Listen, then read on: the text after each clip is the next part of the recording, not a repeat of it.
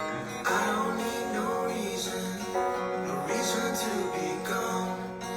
I wake up by the ocean, underneath the sun, and I think I found my freedom. I got everything. Hola, buenas tardes o buenas noches, según donde estén. Hoy día vamos a tener un invitado al que le tengo mucho aprecio y mucha admiración. Él es Marcelo Aguirre.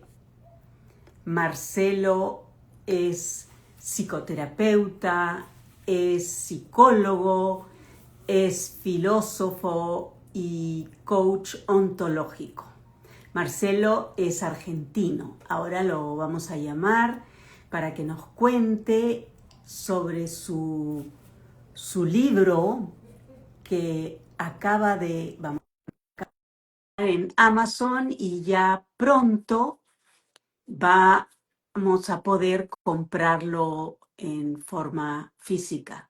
Aquí está Marcelo. Hola Marcelo, querido. Hola Luz, ¿cómo estás? Muy bien, mucho gusto de verte. Igualmente, muy contento de estar aquí en esta noche contigo y con la audiencia que ya se van a ir sumando seguramente. Sí, ahí ya se van sumando. Ahí tengo mi amiga, mi querida amiga Yoli Linari, que está en Argentina, Patricia Cateriano. Después, ¿quién más dice? Paz Rosa de Oliva, bienvenidos a todos. Este va a ser un momento muy lindo. Hola, Patricia.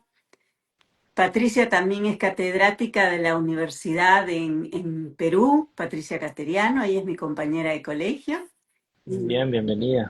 Bienvenida, Patricia. Bueno, entonces hoy día les vuelvo a decir a los que no estaban al comienzo, hoy día tengo el honor, el agrado y la alegría de entrevistar a mi querido amigo psicólogo, filósofo, coach, todo, es psicoterapeuta, también catedrático de la universidad, Marcelo Aguirre. Y Marcelo hoy nos va a contar, vamos a conversar los dos, esta va a ser una conversación de amigos y vamos a compartir una pasión que nos une, que es la del eneagrama y la del autoconocimiento, por supuesto, y otras herramientas más. Exactamente.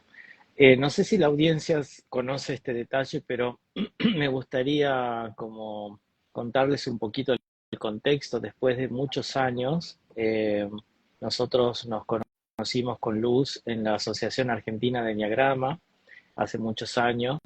Y después, bueno, la vida fue llevándonos por caminos distintos y recientemente nos encontramos nuevamente y empezamos a compartir e intercambiar muchas ideas y parte de nuestro propio camino personal también.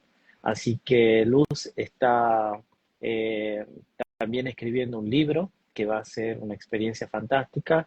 Me gustaría que le compartas también a la audiencia acerca de esto y esta coincidencia, ¿no? Que después de tantos años nos reencontramos y justo estamos en un proceso de elaboración y de dar a luz estos hijos que son nuestros libros. Así es.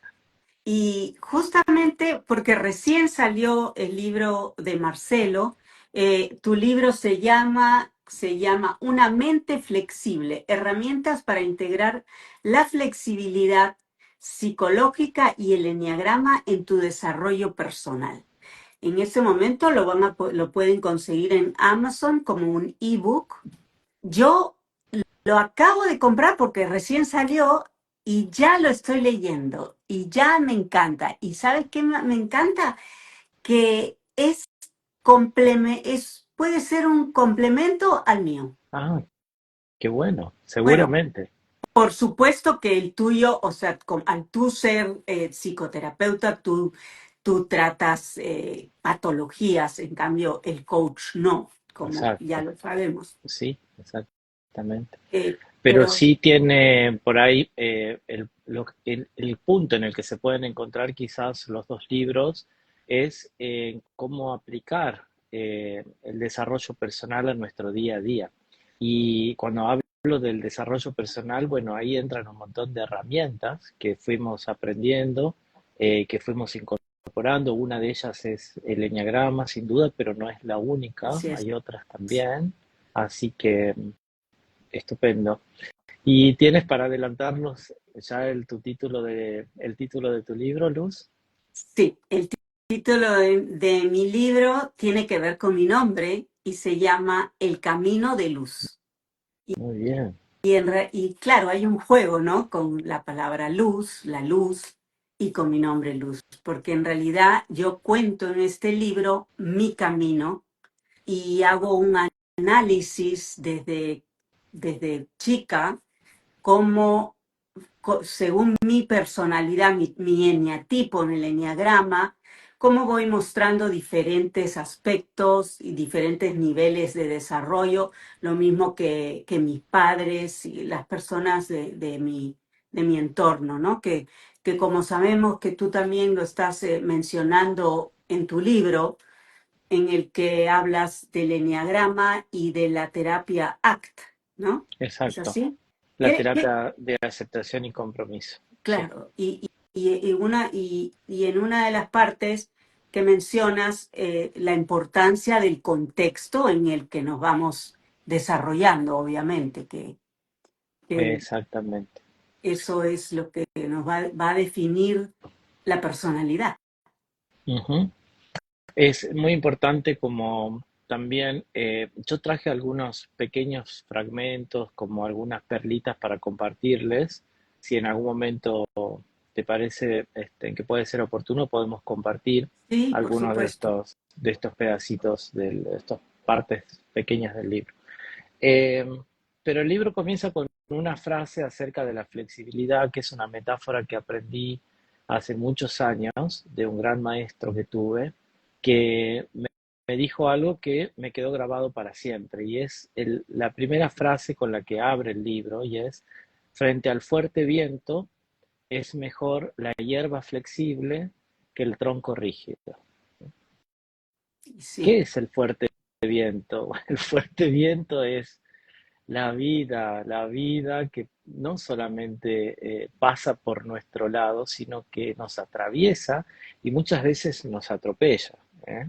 así Porque la es. vida, como el fuerte viento, como el viento de montaña, tiene un ímpetu, a veces está completamente tranquila y serena, y a veces sentimos el impacto de la vida porque vienen cambios importantes en nuestro desarrollo, tanto en la adolescencia, después en la mitad de la vida, luego más adelante a medida que vamos avanzando en nuestro propio desarrollo. Hay etapas de crisis y bueno, y también la enfermedad, ¿no? La enfermedad es una de esas crisis que nos sacude. Y cuanto más flexibles somos frente al fuerte viento de la vida, mejor pronóstico tenemos en cuanto a la salud de nuestra mente y a la calidad de vida, ¿no? Cuanto más rígidos somos, el viento no se va a detener porque nuestra mente sea rígida. Al contrario, nos vamos a quebrar, ¿verdad? Así es. Entonces, el libro trata de una invitación sobre todo, y no solamente una invitación teórica y abstracta, sino da herramientas concretas para ir desarrollando paso a paso 6 procesos básicos que componen lo que se llama flexibilidad psicológica, ¿no? Y luego, ¿dónde entra el eneagrama? Bueno, el eneagrama entra en lo maravilloso que es este sistema de descripción de tipologías de personalidad que nos deja obnubilados. Cuando recién llegamos al eneagrama nos parece fantástico, nos parece que todo encaja, todo cierra, todo es un gran sistema armónico, y los psicólogos particularmente tenemos una tendencia a buscar todo lo que tenga que ver con explicaciones sistemáticas de la mente, nos parece fascinantes. ¿Y qué pasa? Podemos quedar como anclados en un concepto rígido inflexible, monolítico, y pasamos de identificar un eneatipo a encarnar eh, una, un personaje rígido, ¿no? Que no sería otra cosa que un estereotipo. claro, ¿Eh? ¿Y qué pasa cuando nos identificamos con un eneatipo y luego nos estereotipamos? Empezamos a justificarnos. Ah, yo soy así porque el eneagrama dice que soy tipo tal. Y mi marido es así, bueno, ¿qué va a ser? Porque es tipo tal, y mis hijos, y mi vecino, y mi, etcétera, ¿no? así es. Entonces, la justificación racional está al servicio de muchas veces una gran rigidez mental. Rigidez que ya dijimos no es compatible contra los cambios de la vida que a veces vienen como un viento que nos empuja y tenemos que muchas veces flexibilizar la noción que tenemos de nosotros mismos. Eh, ¿Cómo vamos a flexibilizar la noción de nosotros mismos si nos sobreidentificamos con una descripción?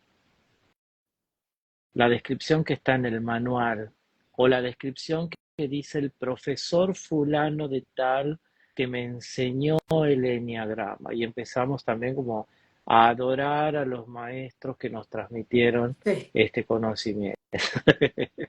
Más rigidez todavía. Y entre las escuelas del Y eneagrama. entre, exactamente, porque cada maestrito tiene su librito, entonces también empieza a haber cuanto más rigidez mental, mayor rivalidad conceptual, ¿no? Entre Claro. quién tiene la razón, quién describe mejor a los eneatipos, a los subtipos, ah, no, porque esta escuela es más precisa, porque esta otra no es nada precisa. Rigidez, rigidez, rigidez.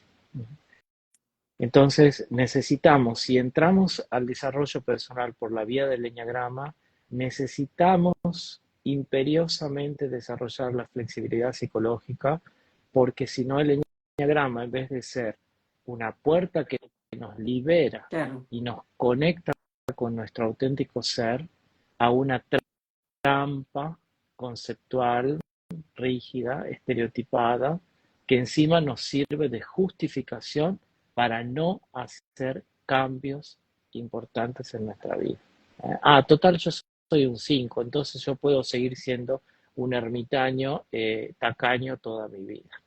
Esto es Me justificable. consta que no es así.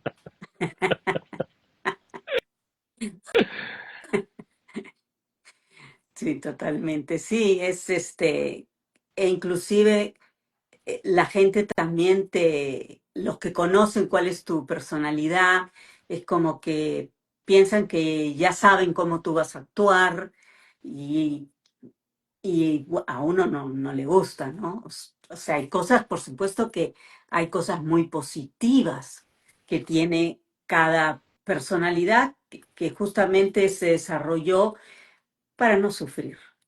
Pero Qué bueno ese enfoque, me gusta. ¿no? Pero cuando logras tomar conciencia de cuáles son estos patrones, este ego que te quiere engañar, porque el ego te engaña. Si es que el ego no está al servicio de digamos, de la esencia o del yo verdadero, entonces te maneja. Es como cuando sacas a pasear a tu perro y el perro te va llevando y tú vas Claro. atrás corriendo, igualito, ¿no? Tú tienes que manejar al perro, que sería la conciencia, perdón, la personalidad, pero es por el darte cuenta, el awareness en inglés, que recién puedes empezar a manejarlo, porque antes de eso es como que uno va en automático y cómo te va llevando la corriente, ¿no? Y según Ujú. el contexto en que tú creces, en el que tú te vas desarrollando, mientras más disfuncional tu personalidad va a ser más fuerte para protegerte y después vas a sufrir y vas a sufrir a hacer sufrir a otras personas, Ujú. Así y, es. ¿no? De Entonces, hecho, cuanto más rígido es nuestra mente, eh, solamente aumentamos el sufrimiento. Eso es una de las ideas claves de la terapia de aceptación y compromiso que fue fundada por Stephen Hayes, que es un doctor en psicología de los Estados Unidos. Eh, y cuanto más rígida es nuestra mente, mayor es el sufrimiento, ¿no? No solo nuestro, sino de las personas que nos rodean también, porque Exacto, empezamos a querer que los demás se amolden a nuestro modelo mental de cómo es la realidad, de cómo debería ser, de cuál es el sentido de la vida, de cuál debería ser el sentido de mi vida. Eh, y por ahí no nos damos cuenta que estamos pensando todo esto desde moldes que ni siquiera hemos construido nosotros. O sea, los totalmente. moldes que hemos recibido de la educación familiar, de la sociedad, de la cultura en la que estamos insertos, nos han transmitido ciertos ideales. Entonces, para encontrar el sentido de la vida, yo tengo que cumplir determinados requisitos, tengo que conseguir determinados objetivos. Y si no es así, entonces no encajo en el modelo de lo que la sociedad que me rodea dice que es mi deber ser, ¿no? En mi libro cito también una frase de Naranjo, de un librito publicado en 1989, muy poco conocido, que se llama Psicología de la Meditación, porque no tuvo una gran repercusión, pero es un libro fantástico por si les interesa. Creo que está agotado, pero por ahí lo pueden conseguir en internet o en PDF o por ahí en alguna librería de usados, ¿no? Dice, cita un proverbio hindú: un ruiseñor en jaula de oro no es más libre que en jaula de hierro. Así es. O sea, te pasas de una jaula a la otra, pero es una jaula al fin. El enneagrama es la jaula de oro porque Claro. brilla, todo el mundo habla del enneagrama, ahora está entrando en las universidades, ya entró en España, está entrando en Argentina y en otras universidades del mundo también. Entonces, claro, entonces ahora parece un modelo de tipología de la personalidad que ya tiene como cierto reconocimiento y cierto estatus dentro del ámbito académico, ¿no? Entonces ahora puedo sentirme tranquilo de ser tipo cual o tipo tal, y seguimos justificándonos en el modelo. Entonces, cuidado con eso, ¿no? Ya Rizzo Hudson habían dicho en los 2000, o 1999 creo que fue la publicación de la sabiduría del enneagrama, que el Sí, enneagrama nos ayuda a salir de la de la jaula, de la cajita, trampa, de la cajita en la que estamos, ¿no? Esa claro. es la Esa es la, finalidad. la idea, claro, esa es la finalidad del eneagrama, que tú puedas primero identificarte, porque para conocerte tienes que conocer, bueno, todas cuáles son tus luces, tus sombras, pero siempre dándote cuenta que tú eres mucho más que eso. Y que a mí me gusta, cuando yo enseño el eneagrama le doy sesiones a mis clientes, les digo, sí, esta es tu estrategia preferida, la que escogiste inconscientemente, pero las otras estrategias son recursos energéticos que los tienes a la mano, porque nosotros somos, la idea es que seamos el eneagrama en su totalidad. Por eso es que el símbolo es un círculo con las personalidades interconectadas. Entonces, todos tenemos un poquito de cada uno, todos tenemos un poco del uno, del 5, del 4, y está bueno transitarlos en los diferentes momentos, observarte cómo aparece esta estrategia en debido momento, o inclusive, por ejemplo, yo muchas veces he pensado, ¿qué haría mi mamá, que era la tipología uno, la que quiere sentirse perfecto, que es muy enfocado en esas cosas? Y a ver, ¿qué haría? Entonces, como que Ujú. traigo esa energía o qué haría mi hijo que es tipología 4, que es sensible, que me ha enseñado a reflexionar y así vas integrando, ¿no? Claro, Las diferentes cualidades. qué bueno. En mi libro doy una descripción bastante breve de cada uno de los eneatipos, porque la finalidad del libro no es que sea específicamente Claro. una descripción detallada del eneagrama, pero sí presentar básicamente el sistema para luego poder ver la integración con los procesos de la flexibilidad psicológica, ¿no? Y para cada eneatipo menciono un rasgo central, rasgos que son funcionales y rasgos que son disfuncionales. Recién mencionaste al uno, así que solamente vamos a leer como ejemplo el uno, ¿no? Que es bastante, digamos, que tiene que ver mucho con la parte de la inflexibilidad, Ah, ¿no? ahí está. El rasgo central del uno, que no es ni funcional ni disfuncional, es lo que le sale espontáneamente, Claro. podríamos decir, es una tendencia general a corregir o a mejorar lo que hay. A veces compulsivamente y ahí ya se va acercando a lo disfuncional, ¿no? Ajá. Entonces la realidad no se acepta como se presenta, ya sea el plato de comida que tengo delante, ya sea la ropa que me puse, ya sea mi pareja que dijo tal cosa o mis hijos que se comportan de tal manera. La mente del uno está casi como programada en piloto automático a detectar qué hay de corregible en el entorno, en la experiencia. Por eso es un rasgo central la tendencia a corregir y a mejorar con la mejor intención, ¿eh? Porque los unos tienen una intención muy, pero muy buena de querer Claro. que la realidad sea mejor, que ellos sean mejor, que el mundo sea mejor. Eh, donde empiezan a acercarse a lo disfuncional es que la tendencia a corregir es compulsiva, es decir, que a veces no pueden dejar de corregir.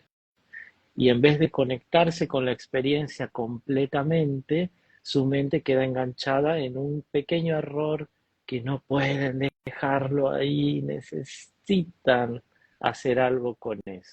¿Eh? Y Entonces, me hace acordar, porque claro, mi personalidad también, aparte de que todos tenemos un uno, tiene una línea directa al uno, ¿no? Y me hace acordar cuando mis hijos eran chicos y estábamos en la mesa comiendo y ellos estaban felices contando sus anécdotas y yo no podía escucharlos porque me estaba o sea, mi foco de atención estaba en cómo estaban comiendo o si la camisa, o si alguien me hablaba y la camisa estaba así, una cosa que no podía. Hasta que dije, qué bueno que lo traes a colación, porque en realidad este rasgo puede estar presente en cualquier personalidad en el que el componente uno sea un componente fuerte, claro. ¿sí? Y esto, digamos, hay todo un debate interno acerca de si los eneatipos son heredados o vienen genéticamente ya dados o son aprendidos. Desde el punto de vista psicológico son aprendidos, ¿sí? Entonces, las experiencias de vida, la educación que hemos recibido hace que el componente perfeccionista sea bastante común en la sociedad en general, ¿no? ¿Y te parece que, bueno, que podría ser que nacemos con la tendencia, como el temperamento, ¿no? O sea, que es genético y tal vez, no sé, nacemos como con la tendencia a estar en alguno de los centros de inteligencia. Es interesante esa perspectiva. El tema es que tampoco hay un consenso acerca de cuántos temperamentos hay. Eh, un estudio que menciono en el libro es sobre 4 temperamentos que se han observado en niños de un año, del primer año, dentro del primer año de vida. Ya se han determinado 4 pautas de comportamiento en el que la educación es mínima porque estamos hablando del primer año de vida. Claro, Entonces puede que tenga que ver con más bien una base biológica, claro. ¿no? Entonces hay un temperamento que le llaman de fácil cuidado, que es más bien adaptable al Sí, entorno, uno de difícil cuidado, que son esos niños que hacen berrinches más fácilmente y se conforman menos con lo que les presenta el entorno, un temperamento tímido o temeroso, que tiende más a aislarse y es hipersensible a los estímulos, y un temperamento que le llaman de lento arranque, que son niños menos sensibles a los estímulos, ¿no? Entonces, es difícil como si dividimos los temperamentos en cuatro, como en esta visión, va a ser difícil encontrar una correlación directa con el eneagrama en el que todo es de a tres. claro, claro. ¿Sí? Entonces, bueno, pero es una visión interesante. Después hay otras visiones tradicionales del temperamento, como los cuatro humores, después están, bueno, etcétera. Hay otros, ¿no? Claro. Eh, Sería bueno que expliques porque hay gente que confunde la personalidad y el temperamento. bueno, Que la aclare. persona, muy bien, el temperamento es una base biológica y como tal ya nacemos con ella, ¿sí? El componente genético viene, digamos, de parte de nuestro padre, de nuestra madre, pero no solo de ellos, porque nos transmiten ambos información genética que viene de todo el árbol familiar Claro, de cada uno. Entonces, ¿cuáles son los genes específicos que hemos recibido en herencia? Bueno, no es tan sencillo de determinar en el estado actual de la ciencia. Quizás a futuro sí podamos tener una visión mucho más, digamos, detallada de cuál es la dotación genética de cada uno. Sí hay estudios genéticos de predisposición de ciertas enfermedades orgánicas, pero bueno, eso es otro tema, no tiene que ver con el temperamento en claro. sí. Eh, entonces, temperamento es base genética.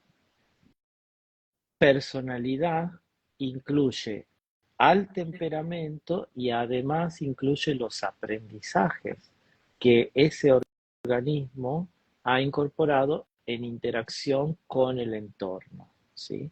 Y digo el organismo y no digo el ser humano porque nosotros no somos los únicos que somos educados por el entorno, los animales también. También.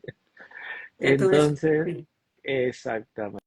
Por eso también hay una psicología que se dedica específicamente al comportamiento animal, tanto los animales como el resto de los animales y nosotros que también somos animales, tenemos una base biológica heredada y también tenemos influencia del entorno, ¿no? Patrones de comportamiento que recibimos por educación, por condicionamiento, a través de premios, castigos y otras estrategias que usa el entorno para transmitir determinadas conductas o modificar otras. claro, la cultura, el país donde vives, todas Es, esas costumbres. exactamente. Y la personalidad no solamente incluye temperamento y aprendizajes, sino que también incluye, desde una visión humanística, una búsqueda hacia la trascendencia, los valores que tienen que ver con una dimensión intangible del sentido de la vida, que están contemplados dentro de la flexibilidad psicológica. Los valores es uno de los componentes de la flexibilidad psicológica, ¿no? Uno es la conciencia del presente, el otro es la aceptación de la realidad tal como es o tal como se presenta. Luego tenemos la capacidad de separarnos, que se llama defusionarnos, Ujú. de fusión, de fusionarnos de un determinado concepto y no quedarnos como atrapados dentro de ese Claro, concepto.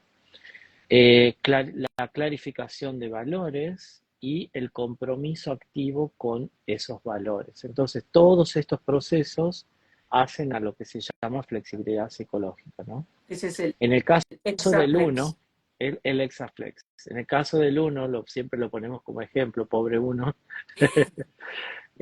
esta tendencia a corregir, esta tendencia a la compulsión, a no puedo evitar hacer esto o aquello, el ser demasiado responsables, concienzudos, como rasgos funcionales, o ser demasiado rígido, intolerante, hipercrítico, como rasgos disfuncional, bueno, cada eneatipo, de acuerdo a todas esas características psicológicas, a esos rasgos, se les va les va a resultar o más fácil o menos fácil desarrollar alguno de los 6 procesos de la flexibilidad psicológica, ¿no? Desde ya la aceptación al uno le va a costar muchísimo, Y, porque dijimos que en claro, piloto automático tienden a a mejorar. corregir, claro. Claro, Entonces, ¿cómo aceptar un plato de comida que viene un poco frío, para mi gusto? Y evitar la tendencia compulsiva a levantarme de la mesa e ir a calentarlo. ¿Cómo? o de tirar el plato por la Ah, cabeza. claro, bueno, se puede, sí se Sí, puede, porque a medida que el uno trabaja, justamente el libro presenta ejercicios que propone la terapia de aceptación y compromiso, aplicados a cada uno de los eneatipos de acuerdo a las necesidades de cada uno de los eneatipos. Eh, entonces hay ejercicios específicos para que el uno concretamente pueda desarrollar la aceptación y los otros procesos de la flexibilidad psicológica, qué ¿no? Lo mismo con interesante. el resto de los eneatipos. Por ejemplo, a la tipología 7, ¿cuál sería? Y podría ser la de esta que se dice desfusionarse. Esa es una buena. En el eneatipo 7 como rasgo central menciono imaginar novedades y escenarios motivadores. Es una Claro, el planning, tendencia, ¿no? claro, en piloto automático, no es ni Claro, buena ni mala, sí, no es sí. ni funcional ni disfuncional, es la tendencia automática, imaginar novedades y escenarios motivadores. Dentro de los funcionales, versátil, ocurrente, entusiasta, imaginativo. Dentro de los rasgos disfuncionales, demasiado disperso, oscila entre el entusiasmo y el desánimo. Entonces, esa fluctuación emocional es parte también de los rasgos característicos del 7. Ahora, ¿cuál de todos los procesos le podría resultar difícil? Yo creo que la clarificación de valores podría ser uno de los que les resulte difícil, porque el 7 o va a querer lo que sea más agradable y esté más lejos del sufrimiento, o va a tener una visión un poquito más superficial y va a querer comprometerse con todos los valores a la vez. Y no le va a costar como profundizar un poco más y descubrir cuáles son mis valores más medulares, ¿sí? No qué dice la sociedad que debo ser, el divertido y el que siempre tira un chiste y el que siempre motiva. No, yo como Claro. siete, ¿qué me llena personalmente? ¿Hacia dónde va el sentido de mi vida como yo? No como un estereotipo, Claro, ¿sí? como Sino como un única, exact, único. exactamente. Así que me parece que eso podría ser un desafío importante para el 7. Pero bueno, ahí, en cuanto a la clarificación de valores, en el libro les presento varios ejercicios que están pensados por ACT justamente para poder desarrollar esta habilidad, ¿no? Y por ejemplo, aquí yo sé que hay una de las personas que nos están viendo, es tipología 3. Ujú. ¿Cuál crees, cuál sería uno de los que más le cueste?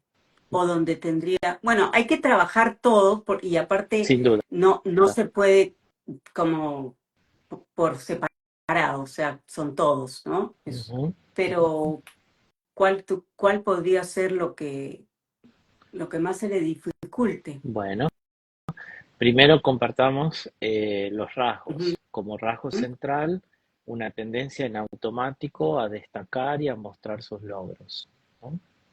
Por eso para muchas personas a veces los tres parecen un poco pedantes o arrogantes y ellos se sorprenden muchas veces cuando los demás se lo hacen saber, porque no es su intención directa no. siempre el show off, el presumir, ¿no? Eh, pero le sale en automático. Basta conversar un poquito con un 3 y vas a ver que le sale. Sí, Este, rasgos funcionales, confían en sus capacidades, están orientados a metas, se esfuerzan mucho, son optimistas. Rasgos disfuncionales pueden ser competitivos, utilitaristas, usar a los demás para conseguir metas, escasa empatía, demasiado exigentes, impacientes. Bien, entonces frente a esto, yo creo que todos los eneatipos que comparten el perfeccionismo en gran medida, le hace 1, 5, 3, son bastante quisquillosos a veces con el detalle y también otros eneatipos pueden tener un rasgo perfeccionista alto. La aceptación va a ser un desafío. Y para el 3, la aceptación de su cuerpo es un desafío y no buscar mejorarlo, maquillarlo para que aparezca siempre de la mejor manera frente a la mirada de los demás. Entonces, la aceptación me parece un desafío importante, igual que el 7 al 3 le puede resultar bastante difícil también clarificar cuáles son sus valores, porque va a estar comparando todo el tiempo en su mente lo que la sociedad le presentó como estándar de triunfo.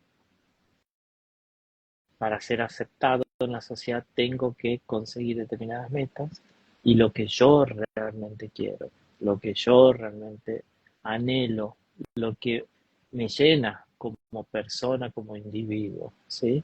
Entonces me parece que ahí hay dos desafíos que pueden ser claves en el 3.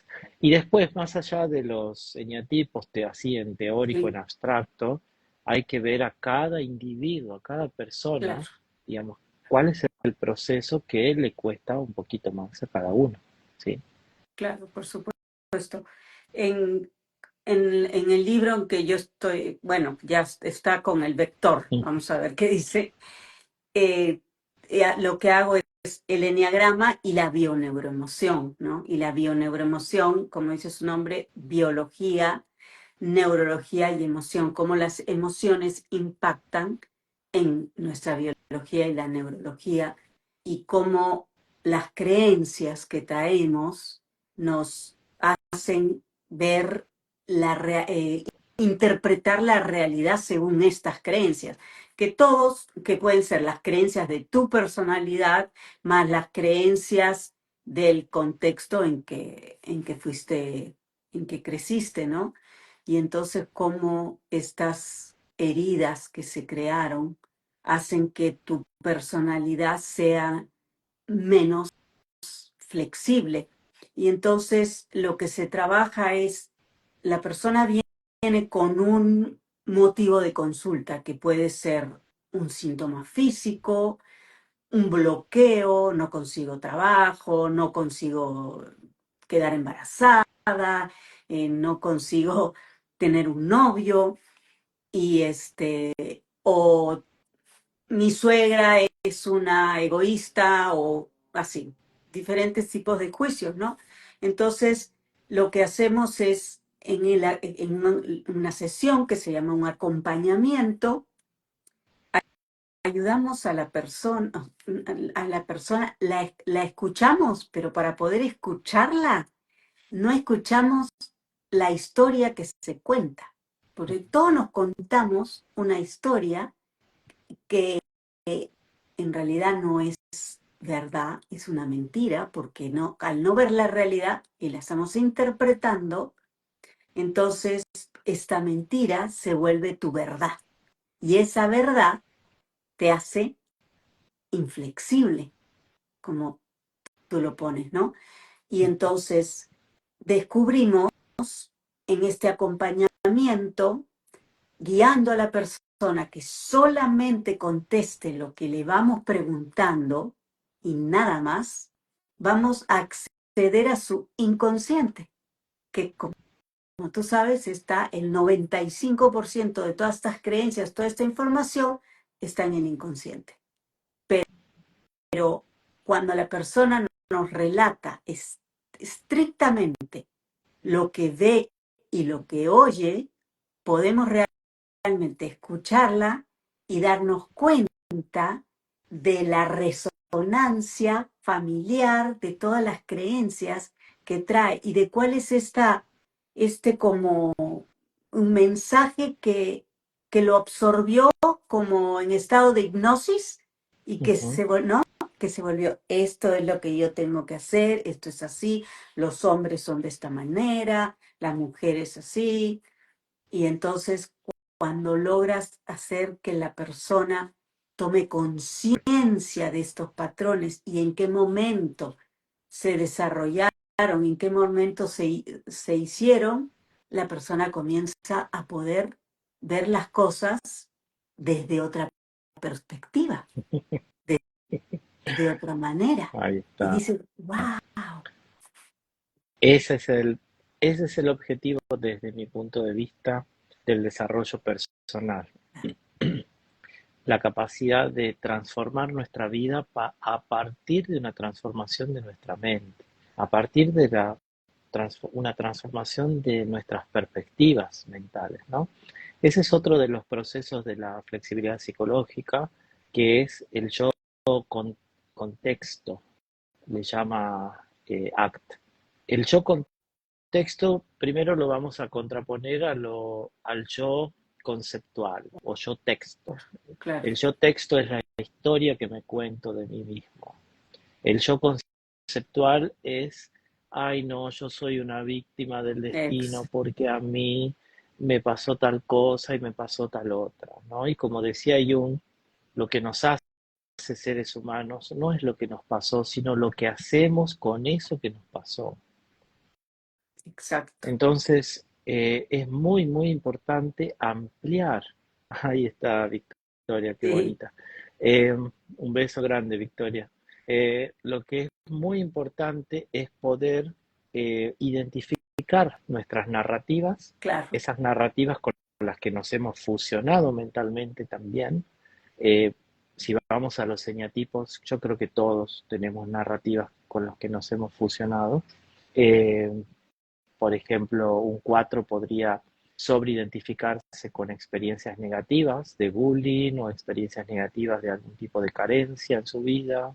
Un 8 podría sobreidentificarse con historias en las que siempre ganó o al menos nunca flaqueó ante un intento de abuso. Entonces, yo soy reactivo, yo soy fuerte, acá hay una pared con la que se van a chocar, a mí no me van a avasallar, yo voy a poder, ¿eh?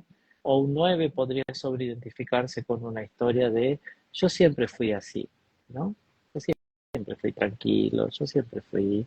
Sí, de vez en cuando exploto, pero bueno, también yo siempre fui así.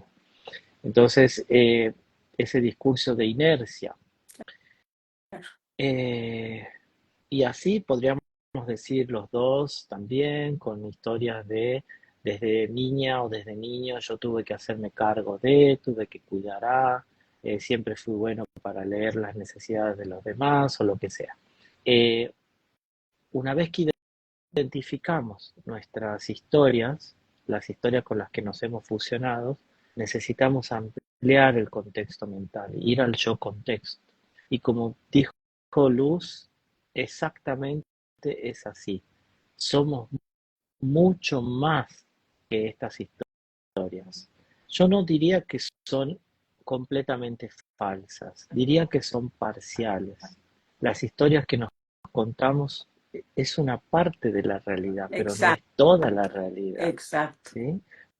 Porque incluso pueden ser reales y pueden ser hechos constatables por otras personas y yo puedo decir, no, tengo pruebas de que yo no estoy mintiendo ni estoy exagerando, esto me pasó, perfecto, pero somos mucho más que eso que nos pasó. Tenemos Claro, la capacidad, la potencialidad de hacer algo con eso que nos pasó. Y ahí encontramos nuestra agencia, ¿eh? La capacidad de poder generar algo nuevo a partir de lo previo. Y no, claro. no estar simplemente victimizándonos porque, bueno, porque a mí me tocó esto, me tocó aquello. Y cuando te victimizas, no no tienes poder. En cambio, cuando te responsabilizas, te empoderas y puedes cambiar tu perspectiva y puedes cambiar, inclusive puedes llegar a cambiar tu entorno. Al comienzo puede desordenarse porque van a haber personas que no le van a gustar como tú estás actuando, cuando tú, por ejemplo, empiezas a poner límites, Ujú. empiezas a saber decir que no te pones en situaciones que te exponen a ciertas cosas. Puede ser que tu entorno se desordene, pero Exacto. después va a tener un nuevo orden que va a ser saludable, mucho más saludable para ti y y tal vez para los demás. Pero bueno, yo creo que mientras que uno esté bien, uno sea responsable, tome conciencia de sus actitudes, de sus acciones, la gente que la va a rodear va a seguir eso, va a estar en esa frecuencia. Mm. El contexto también es el entorno, ¿sí? Entonces, cuando uno amplía el contexto mental, Claro, se predispone a interactuar con el entorno por nuevos caminos. Ya no hago lo mismo que siempre con el otro o con los otros, ¿sí? Porque claro. ahora mi mente tuvo una ampliación de perspectiva y eso me permite actuar de modo diferente. Por ejemplo, un 8 que está acostumbrado en el piloto automático al ojo por ojo, diente por diente, entonces puede estar pensando, ah, fulano de tal me lo hizo a propósito. Y Si claro, yo, sí, si yo tomo conciencia de ese patrón mental, tomo conciencia de que eso no es una verdad sagrada y absoluta, sino que es mi patrón mental, mi modo de leer lo que pasa, claro, y que a su vez se originó en experiencias concretas que tuve en mi propia vida, con exacto, personas concretas que me llevaron a pensar que cuando alguien me hace algo, me lo hace a propósito. Y que yo soy un tonto si dejo que eso ocurra y que de alguna manera debo reaccionar, defenderme y contrarrestar o devolver lo mismo que recibo de mal, ¿no?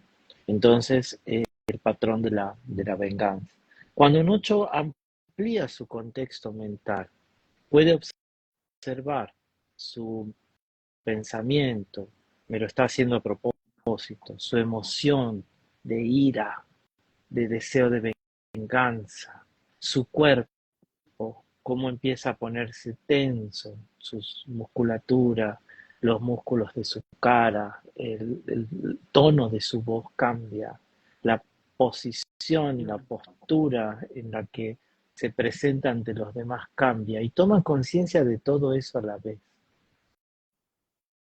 y se conecta con la respiración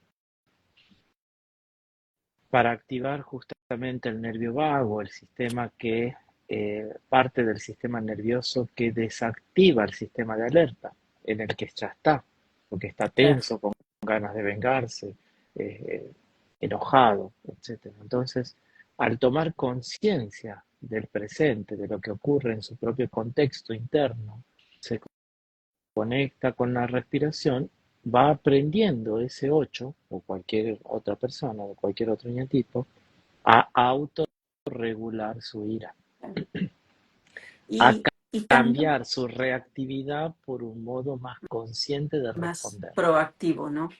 Eh, también, viste que al cerebro muchas veces nos resulta más fácil enojarnos contra alguien que en realidad no es la causa real de nuestro enojo, de nuestra tristeza, y no queremos ver lo que realmente nos está molestando. Y también cómo desde lo que nos ha pasado de niños, lo repetimos, si no lo sanamos, no hemos tomado conciencia de sanar esa herida, la vamos a repetir entre nuestras relaciones, Ujú, ¿no? Entonces exactamente. la importancia de sanar, de sanar el niño interior, Exactamente. Ahora, ¿qué es sanar el niño interior, no? Porque también se romantiza mucho en las redes sociales acerca de eso. claro. ¿Qué es? Bueno, ¿Qué opina Naranjo la decía, audiencia? ¿no? Naranjo, A ver, Naranjo decía que había que sanar el niño interior cuando hablaba de los eneatipos, ¿no? Que era muy importante. estoy haciendo también una especialización, un posgrado en tratamiento de trauma, Sí, qué y bueno. una de las cosas que descubrí en este posgrado es que algo que yo no lo había tenido en cuenta, Sí, y es que la negligencia emocional puede ser tan traumática como una experiencia de abuso. sí, ¿Y qué significa esto? Que si ese niño no se sintió visto, no se sintió apreciado, no se sintió contenido, o esa niña, eso es negligencia emocional. Y los papás podrían decir, pero yo jamás te he pegado, claro. pero jamás me diste tampoco un abrazo. Y hoy estoy luchando en mi vida con las consecuencias de algo que tiene estatuto de trauma. La negligencia emocional tiene estatuto de trauma. Es muy importante, no es solo el daño que hacemos explícitamente a alguien lo que lo trauma, sino también la falta Sí, de afecto que esa persona necesita y no la recibió, tiene también una herida emocional como consecuencia, ¿no? Entonces, eso es. eh, sanar al niño interior, en primer lugar, no es simplemente tomarse un paracetamol espiritual, que si se existiera sería buenísimo, pero no existe. Buenísimo. No, no, no, no. Hay que, Sería empezar por subsanar la negligencia emocional. Después hay otros modos de sanar al niño interior, ¿no? claro. Pero empezar a escucharme a mí cuando no he sido escuchado. Empezar a amarme a mí cuando no he sido amado. Empezar a estar consciente de mí mismo cuando me he sentido solo. Por ahí Totalmente. empieza la sanación del niño interior, ¿no? Después vienen otros tipos de sanaciones de acuerdo a otros tipos de heridas. Por ejemplo, si hay heridas de bullying o hay heridas de abuso de algún tipo, bueno, el tratamiento específico irá por otro lado. Pero Claro. no nos descuidemos de la negligencia. Y la negligencia se sana haciendo lo contrario, mirándome, cuidándome, estando presente. Por eso uno de los procesos de la flexibilidad psicológica es la conciencia del presente, y en ese presente Mindfulness. estoy yo mismo, allí están mis emociones, está mi cuerpo. Claro. O sea, el autoconocimiento, el conocerte, aceptarte, alimentarte para poder darte, Mm. ¿no? Pero si no, no te alimentas, si no te conoces, no sé, yo, bueno, tantos años que anduve por el mundo sin conocerme y creyendo que era lo máximo, que sí, que yo era, súper, hasta que comencé a darme cuenta de mi sombra, ¿no? Y bueno, es doloroso, pero también no hay que tomarse tan en serio para poder hacer la no me acuerdo cómo se llama la palabra, la disfunción, Defusión, defusión, la no defu, no la, def, la defusión. Eso, claro, la exactamente, defusión. Separarse, exactamente, la separación, ¿sí? claro, la separación, no llevar siempre el foco de atención hacia todas esas creencias, todo eso que nos viene limitando, nos viene haciendo sufrir, porque si siempre estamos llevando el foco de atención a eso, entonces se hace realidad.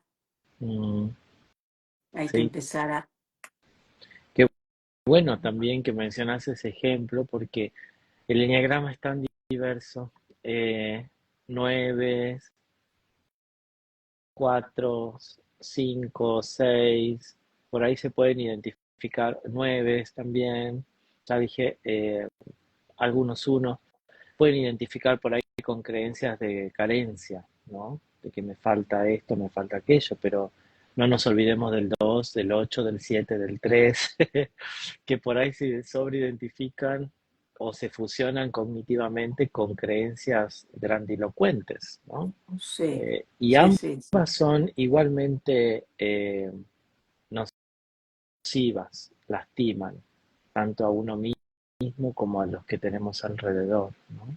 Entonces, qué bueno que traes este ejemplo, porque no siempre fusionarse significa fusionarse con una creencia de carencia, también con una creencia exagerada de uno mismo. Exactamente, o sea, el pensamiento mágico, ¿no? La psicología positiva, que todo es maravilloso, que todo... No, porque entonces, por ejemplo, en el caso de mi personalidad, que mi personalidad tiende a enfocarse en todo lo positivo y no conectarse con lo que considera negativo, eh, entonces no hay aprendizaje, ¿no? Ujú, Y estamos en un mundo dual en que está la luz y está la sombra y tenemos que ver las dos partes, exacto. que Y entre la es luz y esto. la sombra está todo el arco iris. Claro, sí, sí, Sí, sí. y Marce, bueno, ya vamos acabando. Esta hora que se pasó rapidito, Oh, siempre, mucho, viste sí. qué rápido, cuando uno charla en lo que le gusta, lo que le apasiona, en qué quisiera, bueno, tú vas a estar en la Feria del Libro también de Buenos Aires. Espero que sí, pero mi editor me dijo que hay, bueno, que vamos a ver qué pasa porque hay muchos otros libros que están por salir que ya estaban desde noviembre del año pasado. Ok, Entonces siempre antes de la feria hay como mucha congestión en las editoriales. Así que veremos si llegamos en buena hora, porque la versión digital ya está disponible en Amazon, como dijo Luz, pero la versión en papel va a salir un poquito más adelante, posiblemente en un mes más o una ok, cosa así, claro. quizás 3 semanas, veremos. Ujú. Entonces ya saben que pueden comprar el libro de Marcelo en Amazon. El libro se llama Una mente flexible. Una mente flexible. Y eso es lo que necesitamos para ser felices. Y no se pierdan el libro de Luz, El Camino de Luz, y ya ella nos irá actualizando cómo va, cómo continúa. Así Ujú. es. Bueno, ¿quieres dejar un último mensaje? ¿Hay alguna pregunta de los participantes que están conectados? ¿Hay algo que quieran preguntar? A ver, están calladitos. Sí. Dice Victoria, ser una mamá buena con uno mismo, totalmente. Llega un momento de tu vida en que tienes que ser tu propia mamá. Y Ujú, me encantó ujú. ese ejercicio que tú me enseñaste, Marce, de, de amarte, que era así, ¿no? Que te agarra de acá. Sí, ay, qué lindo. Podríamos terminar con Ese eso. abrazo. Es el Démonos todos. autoabrazo, ¿sí? Poner la mano derecha debajo de la axila izquierda y la mano izquierda Ok, sobre el hombro hacen derecho, ¿sí? Y simplemente conectémonos un momento reverse. con esa sensación de abrazo. Ahora es nuestro yo contexto, nuestra conciencia, la que abraza todo nuestro ser. Abraza nuestras emociones, nuestros pensamientos, nuestro cuerpo, nuestro pasado, presente y también nuestro futuro.